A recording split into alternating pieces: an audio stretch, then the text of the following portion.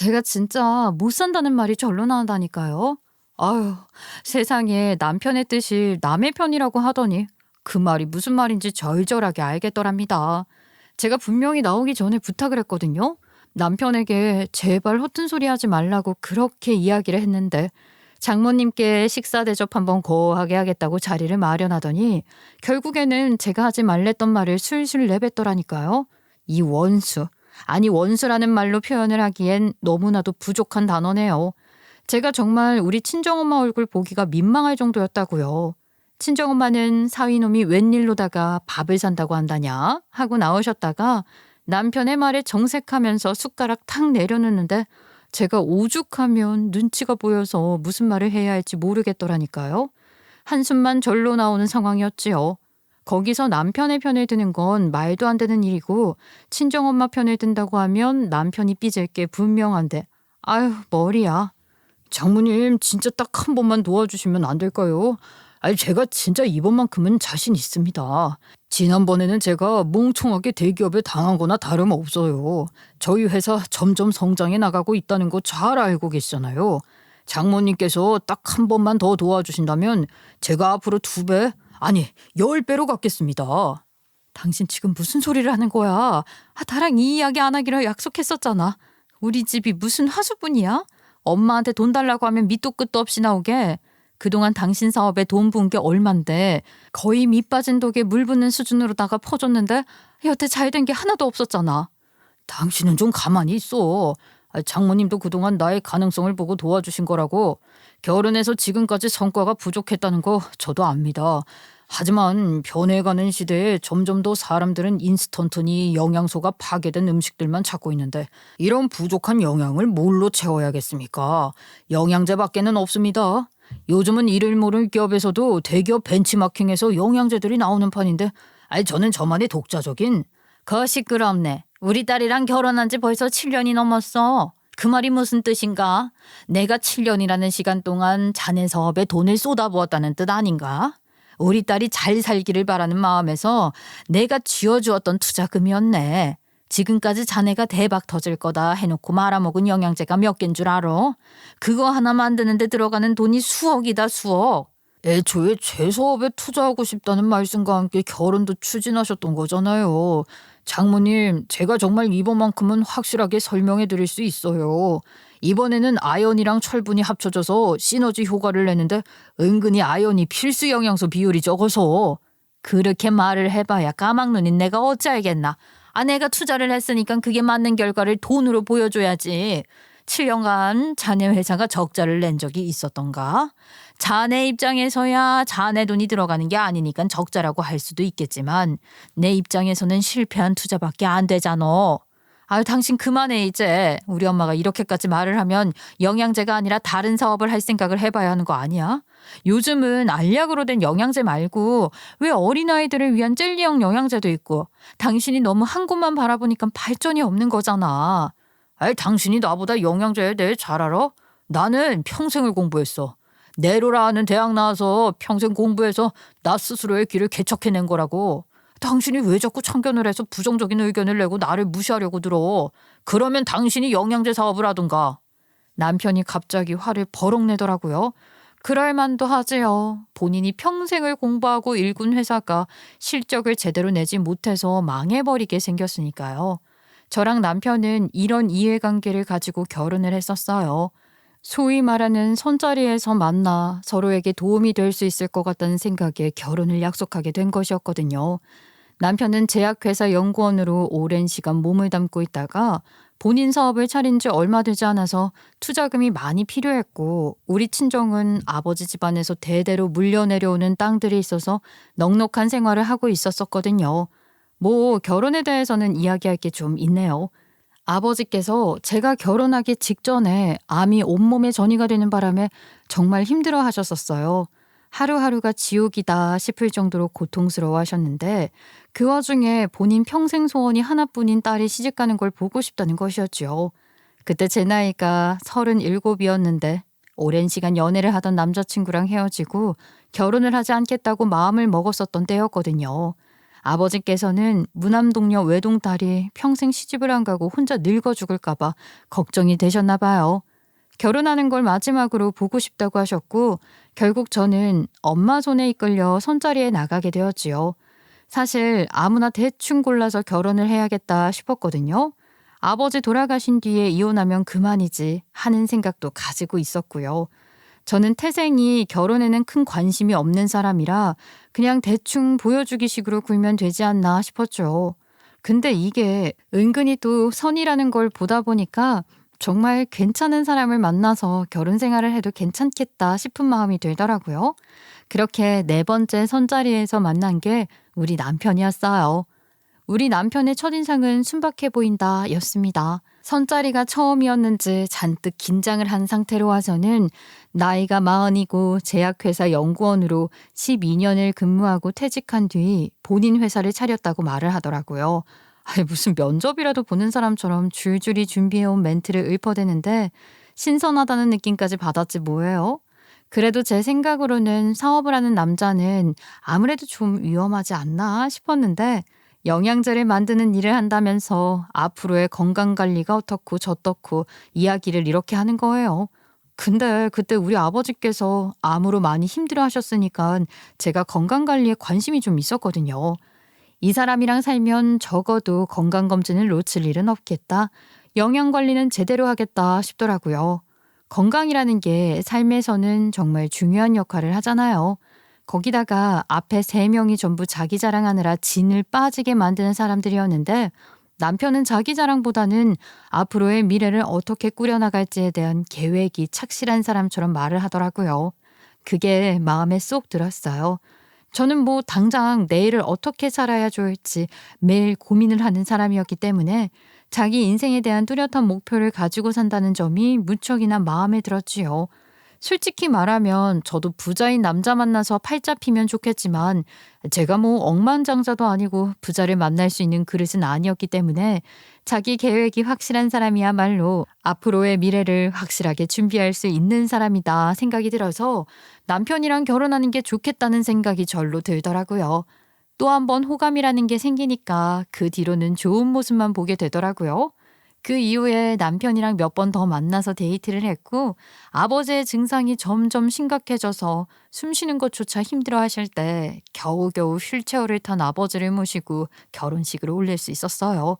정말 부랴부랴 준비를 해서 결혼을 해야 했기 때문에 시댁에서는 은근히 불편해야 하셨지요. 아들이 결혼을 하는데 번갯불에 콩 구워 먹듯이 준비를 했으니까요.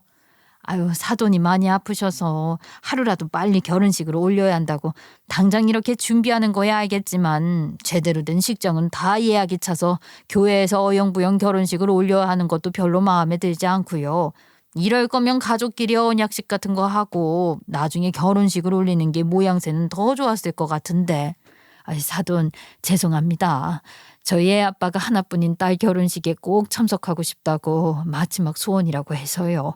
손님들 다 불러 모아놓고 딸의 결혼을 축하해주고 싶다고 해서 저희 욕심이지만 그래도 사위도 그렇고 딸도 그렇고 이해를 해주니 고마울 뿐입니다. 그래요. 뭐 애들이 좋다고 하니까 저도 더 이상은 별말 못하는 거지요. 그래도 아주 든든한 처가를 만난 것 같아서 다행이다 싶습니다. 사실 우리 남편은 개천용이나 다름없는 사람이었습니다. 시부모님은 개뿔도 없으면서 자존심만 하늘을 찌르는 사람이었고 남편은 그 밑에서 묵묵히 공부만 해온 사람이었지요.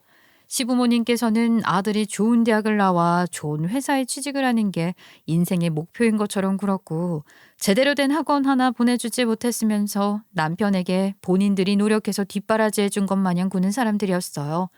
저는 그런 모습을 보면서 남편이 많이 답답했지만 남편은 오히려 시부모님 덕분에 대학까지 나올 수 있었던 것이라며 감사한 마음을 가지며 살고 있었죠. 남편이 학자금 대출 받아서 학교를 다닌 것으로 알고 있는데 사실 그 학자금 대출도 본인이 제약회사 다니면서 갚기 시작한 거거든요. 그 와중에 대학원 과정도 밟았고요. 이런 거 보면 정말 착실하게 사는 것도 그렇고 사람이 순둥이처럼 보이시지요? 저도 그런 모습에 결혼하기엔 괜찮은 사람이라고 생각했던 거예요. 딱히 뭐 시댁의 도움을 받은 건 없어 보였지만 남편이 시부모님을 끔찍하게 생각하니까 저도 뭐 그런가 보다 하고 넘어갔죠. 아무튼 그런 남편이 결혼을 하는데 급하게 준비를 하느라 웨딩 사진도 휘뚜루마뚜루 찍고 식장도 예약이 다 차서 교회에 겨우겨우 말을 해서 결혼식 날을 잡고 하니 시부모님 입장에서는 우리 아들이 좋은 대우를 못 받는다고 생각했을 수도 있다고 생각하긴 했어요. 사실 남편은 능력이 좋은 사람이었고 저는 할 줄 아는 게 별로 없는 사람이었거든요. 단지 아버지 쪽에 재산이 있다 보니까 남편의 사업에 금전적으로 도움을 줄 수 있다는 것 정도? 그런 이해관계가 맞아서 한 결혼이었으니 서로에게 원하는 게 확실하긴 했죠. 저는 안정적인 가정과 남편의 사업으로 얻는 명예, 남편은 사업을 유지할 수 있는 돈, 딱 이 정도요. 그래도 서로 상부상조하는 관계라서 그런지 부부싸움은 오히려 하지 않았던 것 같아요.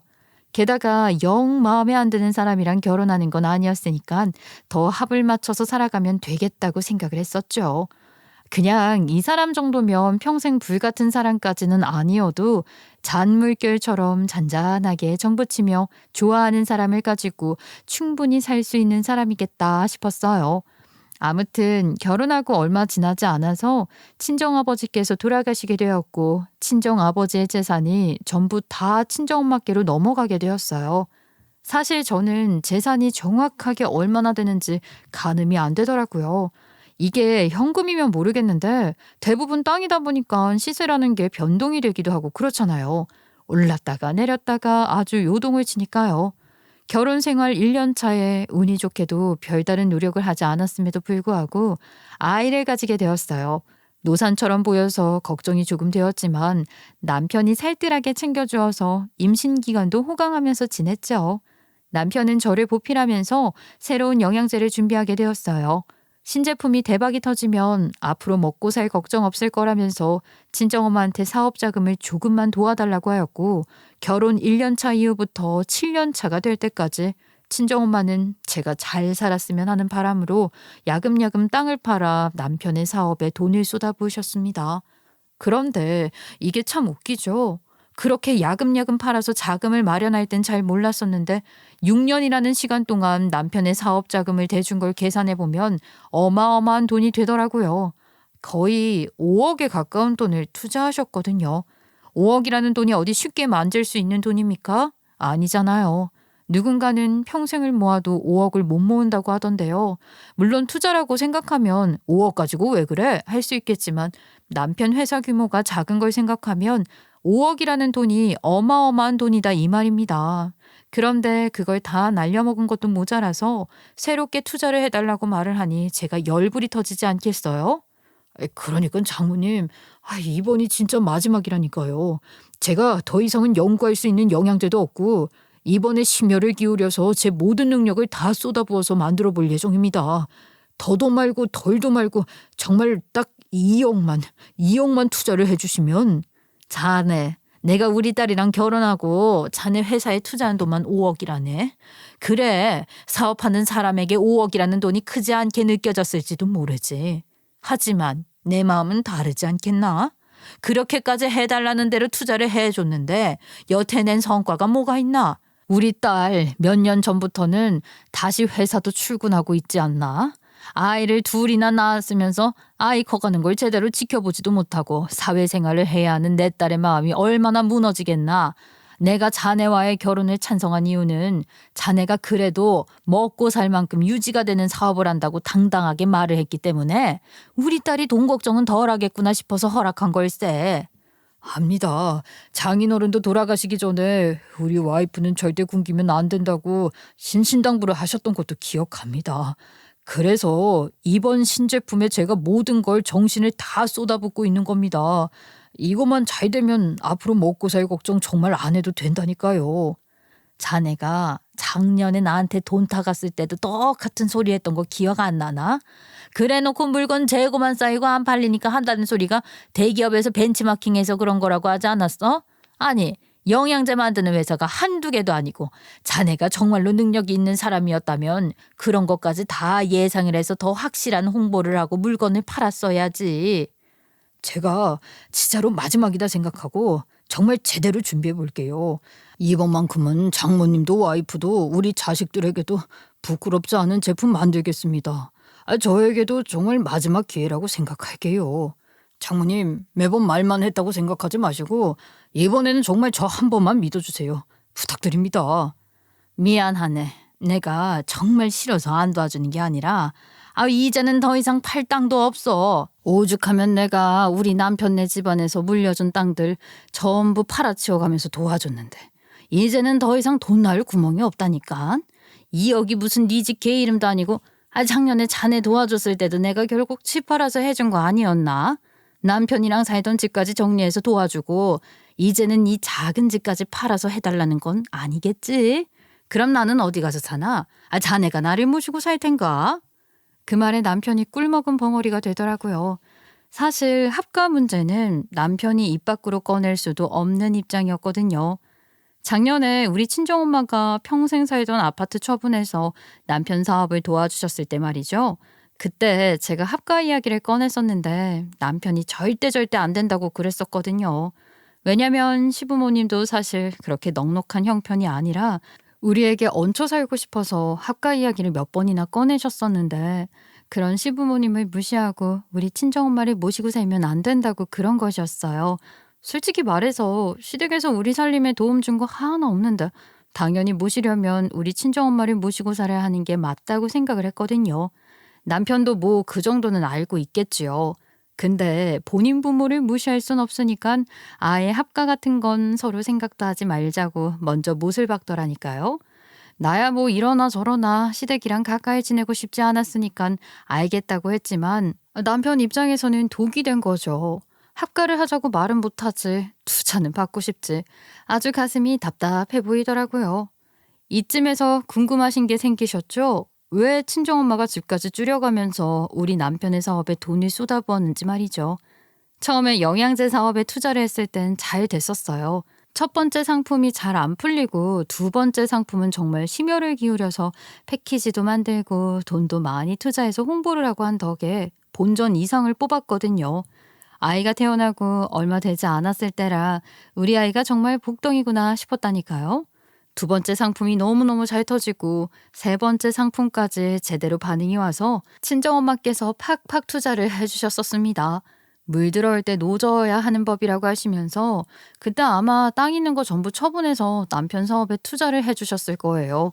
땅이라고 해봐야 지방에 있는 땅들이라서 값이 그렇게 비싸진 않았거든요.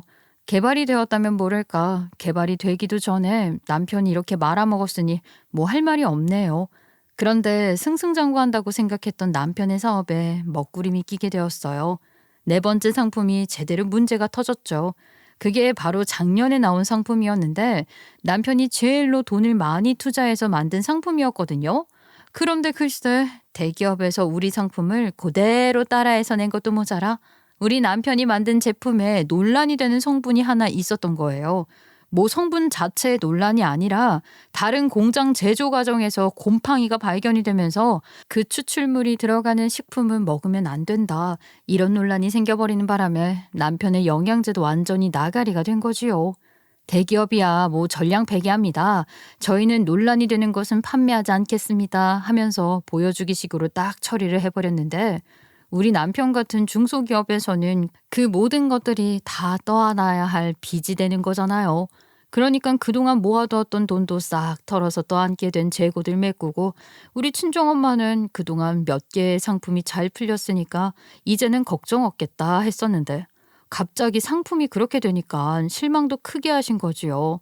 남편의 잘못은 아니지만 남편의 안목을 의심하시게 된 것입니다. 더 이상은 도와주고 싶어도 돈이 없다고 하시면서 기존에 있는 상품이나 잘 팔아라 하셨는데 남편 입장에서는 변화하는 세상에 신제품이 계속 나와야지. 이렇게 기존 제품 몇 가지만 가지고서는 돈이 안 된다고 투자를 좀 해달라고 조르는 상황이었던 거죠. 물론 저도 이해를 못하는 건 아니지만 그렇다고 돈만 계속 쏟아부어서 답이 나오는 건 아니잖아요. 장모님, 정말 마지막이다 생각을 해주시면 안 될까요? 제가 이번에 실패하면 사업을 접던지 하겠습니다. 저도 어디 취직해서 돈 벌어올게요. 자네 여태 내 말을 뭘로 들었나? 자네도 이쯤이면 다 이해했잖아. 내가 있는데 자금을 안 주는 게 아니라 더 이상은 팔 땅이 없다니까.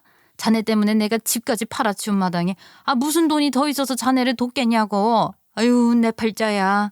애초에 자네가 달라는 대로 다 퍼준 내가 잘못한 거지.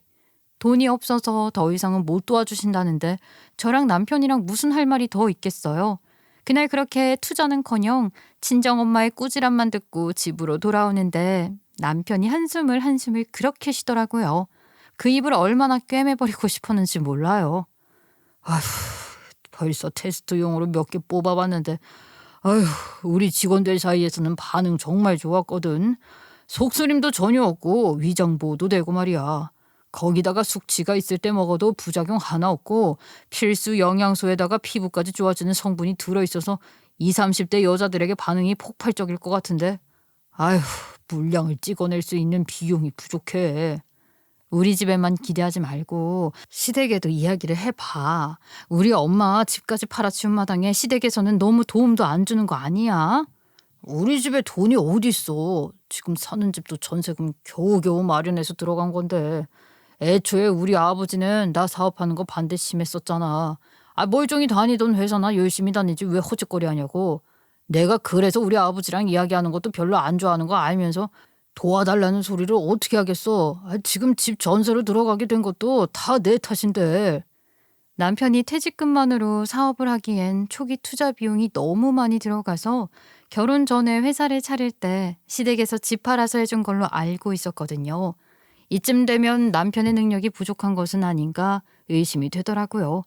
저는 친정에서도 더 이상 못 도와준다고 하니 남편에게 사업을 정리하고 취직을 하는 게 어떻겠냐 말을 했지만 남편은 이미 좁은 제약회사 사회 안에서 본인이 영양제 사업을 하고 있었다는 게 다 소문이 퍼진 마당에 어떻게 다시 회사에 들어가겠냐고, 사업 망해서 다시 취직하는 걸로밖에 안 보이지 않겠냐고 자존심을 부렸죠.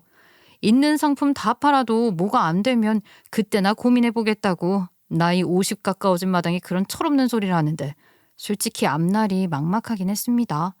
제 나이가 44살이고 남편도 47살인데 노후자금은커녕 당장 사업이 어떻게 될지 몰라서 걱정이 되니까 정말로 결혼이라는 걸 하지 말았어야 했나 하는 생각도 들었고요. 그 뒤로 저는 매일같이 남편에게 사업을 정리하고 취업 자리를 알아보라고 닥달을 했죠. 우리 아이가 둘인데 앞으로 공부시키고 대학도 보내고 해야 할 거 아니겠어요? 뭐 대치동 학원에는 못 보낸다고 쳐도 동네 친구들이 하는 만큼은 교육을 시켜줘야 나중에 아이들이 엄마 아빠가 해준 게 뭔데 이런 소리는 안 할 거 아닙니까? 거기다가 남편이 제약회사에서 오래 근무를 했었으니까 경력도 있고 또 그 당시에 연봉도 꽤 잘 받았으니 조금만 고생하면 충분히 괜찮게 살 수 있을 거라 생각했거든요. 저도 3년 전에 재취업할 때 조금 힘들긴 했지만 좋은 회사 다시 들어가서 인정받으면서 일하고 있으니까 남편도 충분히 가능할 거라 생각했고요. 여보, 나는 당신이 사업가로서의 자질이 대단한 것 같지는 않아. 아니 뭐 아이디어도 좋고 당신이 제품을 잘 만든다고 쳐도 사업이라는 게 그게 전부는 아니잖아. 제품을 제대로 홍보할 수 있는 능력도 있어야 하고 밑 빠진 독에 물 붓는 것처럼 돈을 제품에만 쏟아부을 게 아니라 회사를 운영하는 데 써야 하는 계산도 필요한 거고 당신에게는 그런 게 전부 부족한 것 같아. 그러니까 회사는 이제 그만 정리하고 당신도 다시 능력 살려서 취업하자. 그렇게 여러 번 귀에 딱지가 않게 이야기를 해도 남편은 그냥 기가 팍팍 죽은 상태로 알겠다, 조금만 기다려달라 이 말만 반복을 하고 있었죠. 결국 남편은 사업 자체를 정리한 것은 아니었지만 원래 다니던 곳에 비하면 아주 작은 제약회사에 취업을 했어요. 대기업 계열사로 있는 곳이었는데 수주가 들어온 제품만 딱딱 만드는 공장 같은 곳이었지요. 남편은 만들어두었던 영양제의 재고들을 인터넷으로 판매를 하면서 회사를 다니게 되었어요. 연봉은 이전에 다니던 회사에 비하면 턱도 없는 돈이었지만 그래도 저는 남편이 꾸준히 노력을 해서 이직을 하면 이전만큼 돈을 벌어올 수 있지 않을까 하고 생각을 하게 되었습니다. 그래도 고정적으로 수입이 생기니 숨통은 좀 트이더라고요. 시댁에서는 당연히 혀를 끌끌 차셨지만 그동안 친정에서 해주었던 돈이 있었기 때문에 대놓고 저에게 잔소리는 못하셨죠. 그거 하나는 편했어요. 친정에서 남편 사업에 도움을 주지 않았으면 아마 시집살이 호되게 당했을지도 모르죠. 그렇게 1년이라는 시간이 더 지나고 제 나이 45살이 되었을 때 청천벽력 같은 소식이 들려왔습니다. 저희 친정아버지를 끝까지 괴롭혔던 그 암이라는 놈이 우리 친정엄마께도 침투를 했다는 겁니다. 그래도 우리 친정엄마 남편이 만들던 영양제 꼬박꼬박 먹으면서 운동도 하시고 식단 관리도 하셨기 때문에 건강에는 이상이 없겠구나 하고 마음 놓고 살았었는데 이번 건강검진 때 혹 같은 게 보인다고 정밀검사가 필요하다고 하더니 글쎄 그게 암이라지 뭡니까. 내가 혼자 이렇게 살아서 뭐해. 네 아버지 벌써 돌아가신 지 10년이 돼간다. 나도 이제 혼자 사는 거 지겹고 네 아버지 옆에서 아무 걱정 없이 편안하게 살고 싶은 마음뿐이다. 내가 네 아버지 돌아가실 때 옆에서 지켜보지 않았겠니? 생명 연장한답시고 그 인간 얼마나 고통스럽게 만들었었니? 아이 난 그런 거 하기 싫으니까 곱게 그냥 죽을 수 있게 아무것도 하지 말아라. 생명 연장이니 뭐니 그런 거 다 필요 없다. 요즘 의학이 얼마나 발달되었는데 아버지 돌아가실 때랑은 또 다르다니까. 엄마 수술하고 항암 치료하고 하면 또 완치될지 어떻게 알아? 얘는 내 나이가 70인데 지금 무슨 수술을 하고 치료를 하고 그러니. 내가 그동안 건강관리에 힘을 쓴다고 썼는데도 말이야. 암이라는 소리 들으니까 기운이 확 빠지더라. 이미 덩어리도 엄청 커서 수술을 하려면 항암으로 사이즈를 줄여야 한다는데 부작용도 어마어마하다고 하고 아프기도 엄청 아프다고 하더라. 엄마, 당연히 그런 병에 걸리면 치료를 하든 그냥 생으로 앓든 아픈 건 똑같지. 엄마 그러지 말고 일단 항암 치료를 한번 해보자. 엄마까지 없으면 나 어떻게 살아? 조르고 졸라서 항암 치료를 시작했는데 친정엄마가 나이도 있으시고 하다 보니까 부작용들이 속속들이 나타나더라고요. 피로감은 당연한 거고 흉부 통증이 생기면 호흡이 가빠지고 기침이 자꾸 생기시더라고요. 거기다가 메스꺼움까지 동반을 하면서 식사도 잘 못하시고 식사를 잘 못하니 살이 쭉쭉 빠지고 영양소도 쭉쭉 빠지고 그러니까 면역력까지 딱 떨어져서 사람이 정말 살아있다는 게 고통스럽다 할 정도로 피폐해지시는 거예요. 나이가 이른이니까 더 견디기 힘드셨겠지요. 그런 부작용이 계속 반복이 되고 항암 치료한다고 하니 남편이 놀래서 친정엄마 드시라고 가지고 온 영양제들도 전부 토해내기 일쑤였어요. 식사는 거부하시니 시간이 지나면 지날수록 뼈대만 앙상하게 남게 되었고 병원에서 퇴원도 못하는 상황까지 온 거지요. 아니 이렇게 급격하게 상태가 안 좋아질 거라는 걸 미리 알았으면 엄마를 설득해서 항암 치료하자고 말도 안 했을 거예요. 얼마나 후회를 했는지 모릅니다. 다 제 탓인 것 같았거든요. 결국 엄마는 버티지 못하고 눈을 감고야 마셨고 저는 하루아침에 친정엄마를 하늘로 보내드려야 했어요. 너무 급격하게 상태가 안 좋아지신 터라 마지막을 여유롭게 정리하지 못한 것 같아서 죄송스러운 마음에 눈물만 주룩주룩 흘러내리더라고요. 남편은 그런 저를 옆에서 내내 위로했지만 저는 남편까지도 원망스럽더라고요. 막말로 남편이 사업을 일찌감치 정리하고 우리 친정엄마 아무 걱정 없이 살 수 있게 회사 다니고 그랬으면 암이라는 몹쓸 병도 안 찾아오지 않았을까 하는 별 생각이 다 들었거든요. 우리 친정엄마가 암투병을 한 게 남편의 탓은 아니었지만 그래도 너무 속상하니까 별별 트집을 다 잡아서 우리 엄마 병이 시작된 원인을 찾고 싶은 심정이었달까요? 사람이 끝에 몰리니까 별 원망을 다 하게 되더라고요. 내가 일단 장례 준비는 다 해놨어.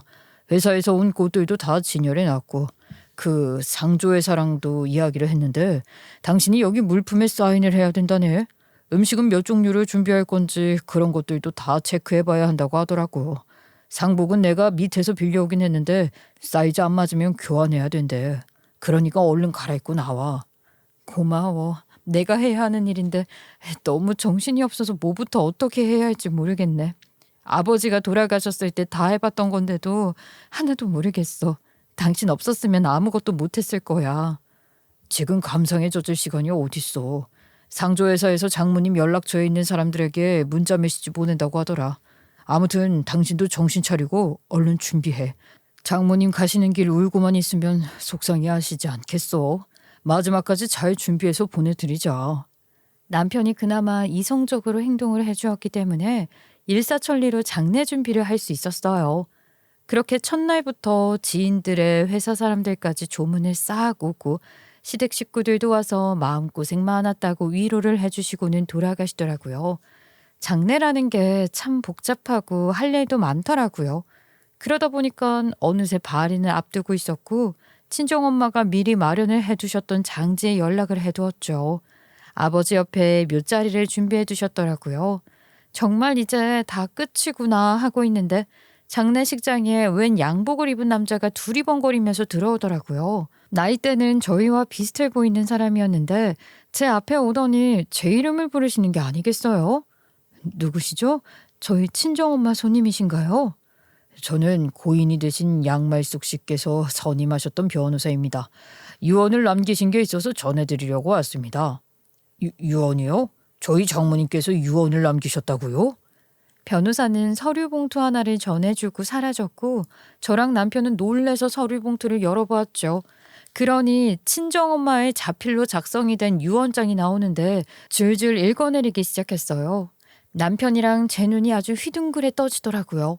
그 내용은 친정엄마가 끝까지 팔지 않았던 땅이 하나 있는데 친정아버지네 집에서 내려온 땅이 아니라 친정엄마가 아버지와 결혼을 한 이후에 제 노후 자금으로 미리 마련을 해두었던 땅이라고 하시면서 꼭 필요한 때 쓰라고 절대로 허튼 짓 하지 말라고 신신당부를 하는 내용이 적혀 있었어요. 뒷장에는 땅 문서가 들어있었는데 친정엄마 이름으로 된 땅이었지만 저에게 상속될 것이라 하면서 무려 판교에 있는 땅이라고 주소가 적혀 있더라고요. 판교, 신도시로 개발되면서 땅값이 어마어마하게 올랐잖아요. 남편이 놀라서 바로 휴대폰으로 땅을 검색해보더니 덜덜 떨면서 그 땅이 자그마치 30억의 가치가 있는 땅이라고 하지 않겠습니까? 저희는 로또라도 맞은 기분이 들었어요. 30억이라고? 아니, 엄마는 이런 땅이 있는 걸 여태까지 숨겼다니 끝까지 딸 걱정하느라 팔지도 않고 내가 진짜 우리 엄마 보기 미안해서 어떻게 살아. 장모님 정말 대단하신 분이다. 여보, 그만 울고 찬물이라도 좀 마셔. 나 화장실 좀 다녀올 테니까 알았지? 남편이 등을 두어 번 두들기며 장례식장 밖으로 나가는데 물 한 잔 마시고 나니까 번뜩 생각이 나더라고요. 장지로 이동을 해야 하니까 운고도 해야 하고 촬영도 준비가 되었는지 1층에 내려가서 물어봐야 했거든요. 남편이 화장실 갔다 오는 길에 들렸다 오면 좋을 것 같아서 바로 따라 나섰는데 화장실 근처에 남편이 서서 통화를 하더라고요. 통화가 끝나면 말을 걸어야겠다 싶어서 조금 떨어져서 기다리고 있는데 남편이 막 신이 나서 이야기를 하는 것 같아 보이더라고요. 뭐가 저렇게 신날 일이 있나 싶어서 가까이 다가가 몰래 통화를 엿들었어요. 엄마 대박이야 대박. 와, 나 지난번에 샘플로 만들었던 그 대박 영양제 있지? 그거 제대로 다시 만들어 볼 수 있을 것 같아. 아니 돈 들어올 구멍이 있다니까. 글쎄 장모님이 30억짜리 땅을 가지고 있었더라고. 그걸 상속해준다고 했다니까. 대박이지. 엄마 그때 말했던 그 약 아직 있지? 아이 그 외에 내가 엄마 집에다가 혹시 몰라서 영양제 갖다 뒀던 거 있잖아. 그거 좀 가져다 주라. 그거 먹여야지. 이러면 이혼 못하는데. 돈 나올 구멍 없으니까 이혼하려고 했는데 돈이 딱 나오는 건 뭐람. 회사 생활 1년 해보니까 죽을 만큼 적응 안 되고 힘들고 해서 다른 투자처 어디 없나 싶어서 이혼하고 새 여자 만나보려고 했었지. 30억이면 평생 붙어 살아야 하지 않겠어? 이야 진짜 하늘이 돕는다 도와. 이혼 이야기 어떻게 꺼내나 했는데. 그러면서 통화를 신나게 하는데 와 완전히 속이 부글부글 끓어오르대요. 정식 영양제도 아니고 샘플로 만들어둔 영양제인 것도 황당한데 회사 멀쩡하게 잘 다니고 있어서 정신 차린 줄 알았더니 글쎄 뒤로는 영양제 사업에 대한 미련을 못 버리고 숨기고 있었다는 게 어이가 없어도 너무 어이가 없는 거죠. 솔직히 이건 저를 속인 것뿐만 아니라 언제고 다시 회사를 그만두고 영양제 사업하겠다고 가족들 배신을 때릴 수도 있는 사안 아닌가요? 도대체 그 돈도 제대로 벌지도 못한 영양제 사업에 왜 미련을 못 버리냐고요? 그걸로 쏟아부은 돈이 얼만데 우리 친정엄마 암으로 고생하실 때도 있는 돈 없는 돈 다 털어서 남편 놈 사업자금 대주느라 1인실도 아니고 6인실에서 투병하시며 힘들어하셨었는데 속이 미어지고 쥐어 짜지는 수준이 아니라 펑하고 터지는 것 같았어요. 이대로 그냥 넘어가면 안 된다는 생각이 절로 들었죠. 다시 조용히 장례식장으로 돌아오니까 1층 직원이 올라와서 장지로 이동하면 된다고 준비 다 됐다고 하더라고요. 남편은 태연하게 통화를 마친 뒤 화장실에 다녀온 척하면서 저에게 장지로 이동하자고 했고 저는 친정엄마를 잘 묻어드린 뒤에 집으로 돌아왔습니다. 장제에 가는 내내 남편 놈이 가식적으로 눈물을 글썽이며 장모님 편안하게 쉬세요 하는데 아우 정말 그 주둥이를 확 쳐버리고 싶었어요. 그렇게 친정엄마 묘자리에 잘 묻어드리고 집으로 돌아오니까 남편 놈 제 걱정하는 척하면서 씻고 좀 쉬라고 하대요. 입꼬리가 미묘하게 올라가 있는데 그 꼴이 얼마나 재수가 없던지.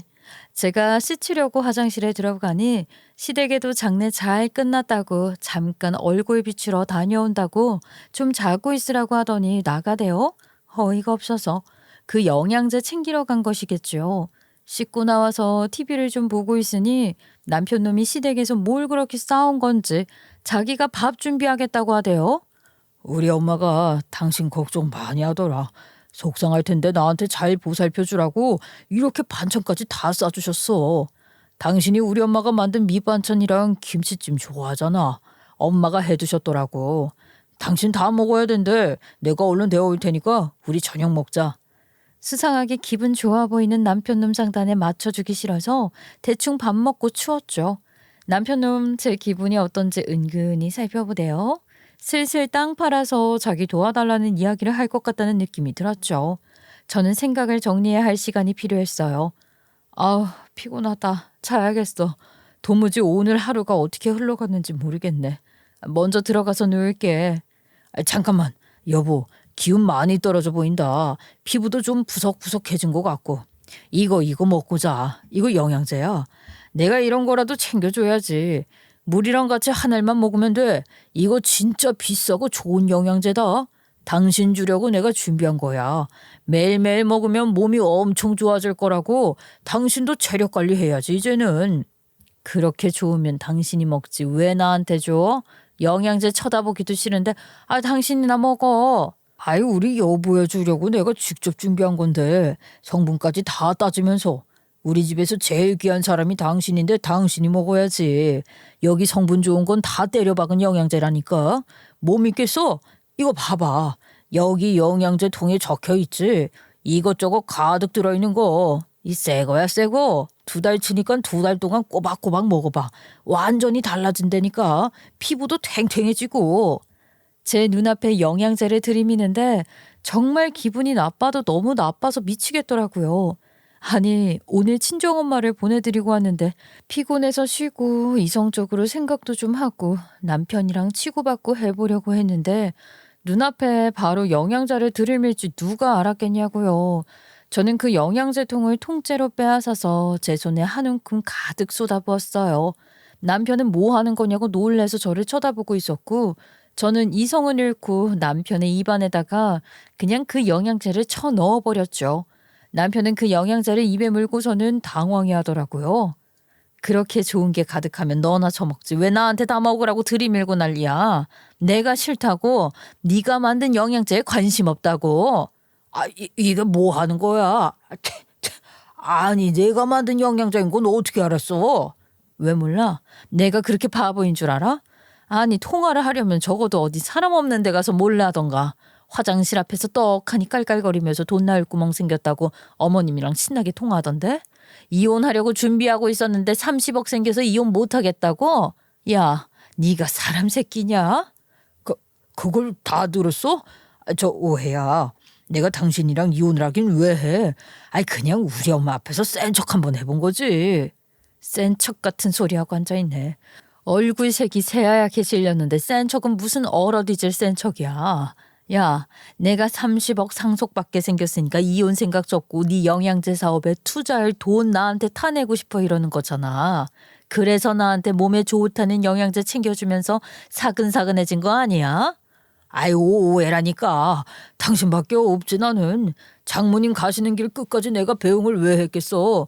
당신이랑 이혼할 마음이 있었으면 그렇게 챙기지도 않았겠지. 연병하네. 이혼하기 전에 마지막 배려였을 수도 있지. 이혼이 그렇게 하고 싶다고 하니까 내가 해줄게. 이혼? 밑 빠진 독에 물 붓는 것도 아니고 이깟 영양제 하나 만들어서 팔겠다고 그동안 우리 친정에서 돈 가져간 거 생각하면 내가 열불이 터져. 우리 엄마 암도 그래서 생긴 걸지도 모른다고 생각하니까 더 열받는다고. 이혼은 무슨 이혼이야. 우리 자식들은 어떻게 키우려고. 여보, 내가 우리 엄마랑 통화한 건 다 오해야. 그냥 해본 말이었다니까. 당신이랑 이혼할 생각 전혀 없어. 그래? 근데 난 있어. 나한테 30억 있고 우리 애들 내가 그 돈으로 잘 키울 수 있어. 너랑 이혼만 하면 허튼데 돈 쏟아붓지도 않아도 되고 스트레스 받을 일도 없다고. 그러니까 제발 내 인생에서 이제 그만 꺼져주라.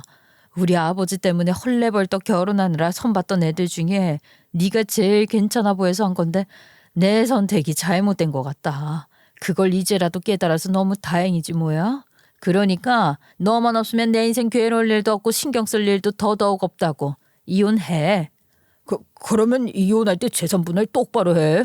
솔직히 나도 그동안 장모님 눈치 보면서 힘들게 살았으니까 위자료 톡톡히 받아야겠어. 우리 부모님도 장모님이 사업자금 대준 것 때문에 그동안 당신한테 잔소리 한 번 못하고 기죽어서 살았잖아. 그거 전부 받아내야겠다고 내가. 나한테 10억만 줘. 기가 막히는 소리하고 앉아있네. 야, 어디 한번 제대로 시시비비 가려보자. 네가 나한테서 한 푼이라도 뜯어갈 수 있나? 저는 그 길로 집을 나와 친정엄마가 살고 있었던 집으로 와버렸어요. 도무지 안 되겠다 싶어서 다음날 날이 밝자마자 바로 친정엄마가 선임했었다는 변호사를 찾아갔죠. 장례식에서 혹시 몰라 명함을 받아줬었는데 다행이다 싶었지요.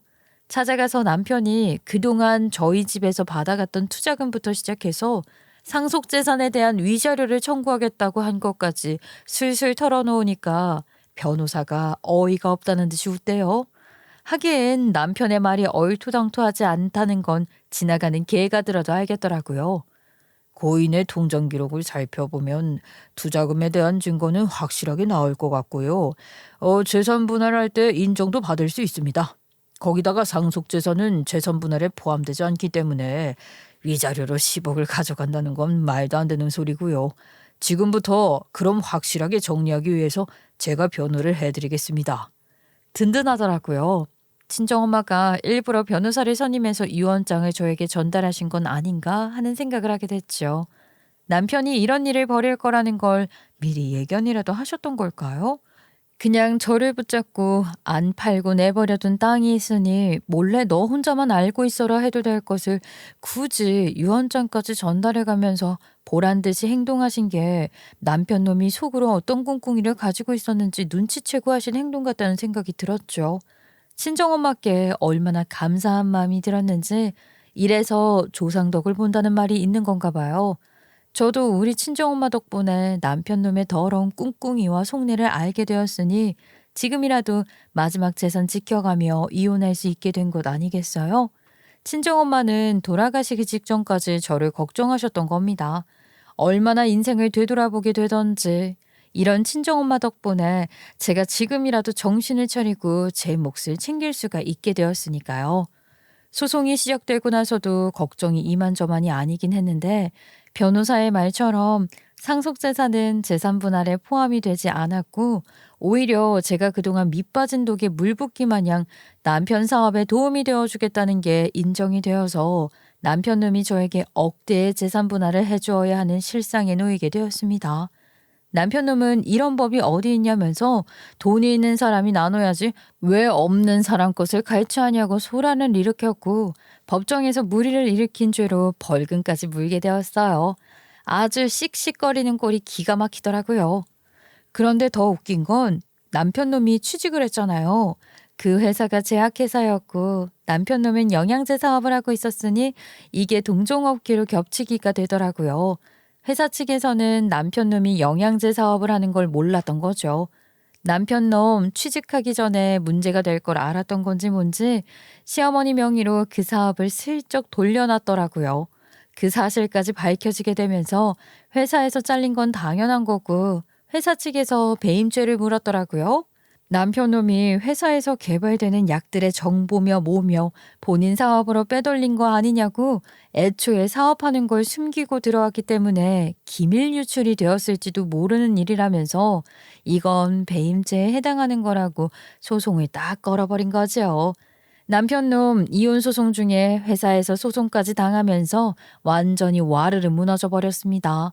회사에서 건 소송이야 봐야 할 자료가 막대하기 때문에 시간이 좀 걸린다 하지만 저와의 이혼 소송은 딱 3개월 만에 끝이 났죠. 양육권, 친권 또한 제 손에 들어오게 되었고 저는 친정엄마가 물려주신 땅 팔아서 아이들 키울 생각입니다. 남편놈, 아니, 이젠 전 남편이죠. 회사에서 건 소송 준비해야 하는데 변호사 선임할 돈도 없다면서 우리 애들 앞세워 저한테 돈 좀 빌려달라고 그래도 애들 아빠인데 감옥 들어가면 안 되지 않겠냐고 눈물로 읍소를 하는데 꼴 좋대요. 그동안 저의 속을 상하게 만들었던 만큼 눈물 콧물 다 빼길 바라면서 전 남편 놈이 제발 합당한 벌을 받았으면 좋겠다는 마음뿐입니다. 우리 애들한테는 미안한 마음도 없지는 않지만 그래도 그런 놈이랑 지지고 볶고 사는 것보다 훨씬 마음 편안하게 살 수 있을 것 같아요.